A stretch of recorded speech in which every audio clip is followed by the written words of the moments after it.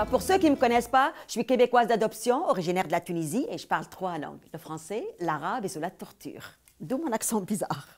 Donc, on peut dire que je suis tuniquoise ou québésienne, c'est comme vous voulez.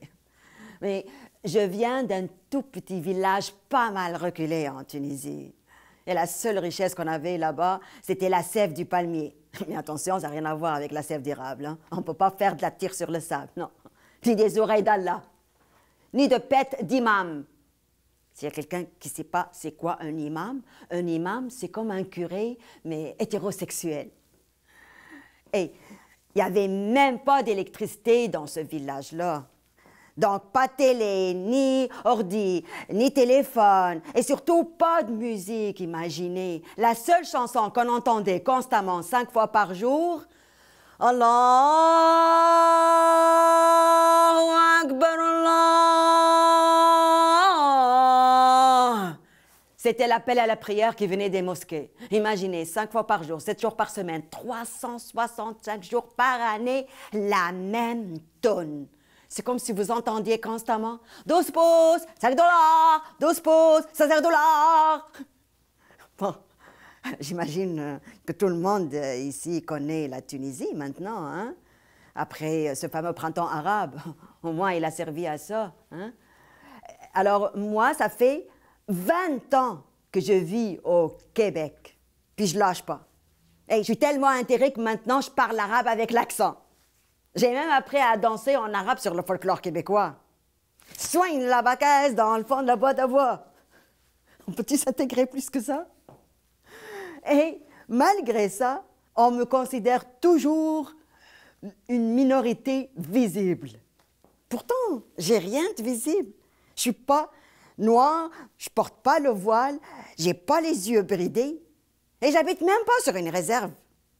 La seule minorité à laquelle j'appartiens n'est pas visible. Je suis vaginale.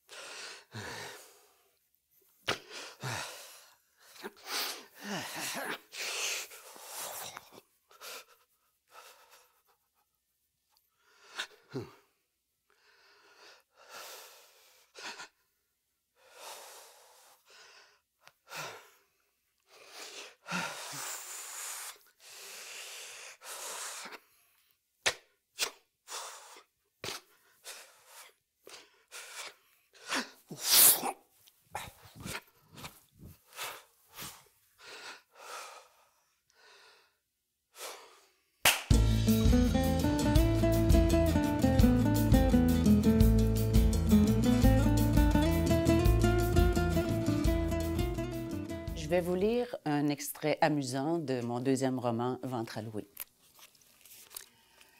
Je dois vous faire une parenthèse sur ce phénomène étrange qu'est le rapport des hommes avec le frigo ou les espaces de rangement. Avez-vous remarqué qu'ils ne voient pas ce qui est sur leurs yeux? Il faudrait que le frigo mesure 3 mètres de largeur sur seulement 25 cm de profondeur, avec une bonne dizaine de tablettes. Ainsi, tous les aliments se retrouveraient en avant. Nous n'aurions plus à leur indiquer où se trouvent les petits contenants de plastique, les pots, les sachets et j'en passe. Il est prouvé scientifiquement que le cerveau de l'homme a une vision plus globale et celui de la femme plus détaillée.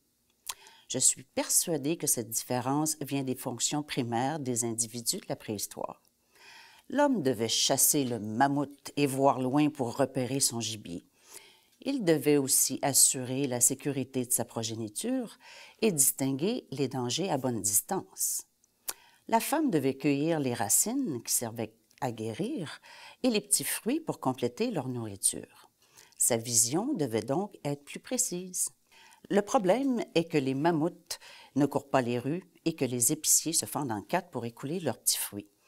Les fonctions de l'homme et de la femme ont donc changé, mais pas leur vision.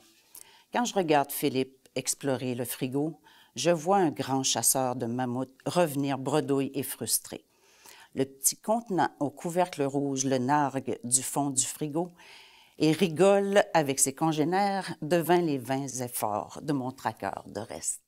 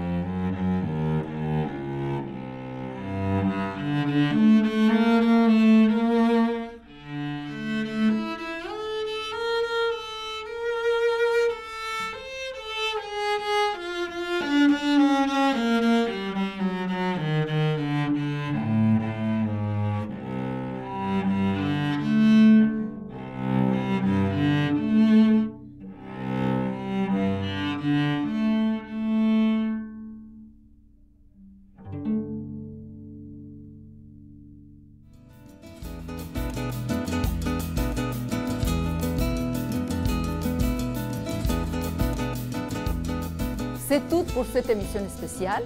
Merci de votre présence et à très bientôt.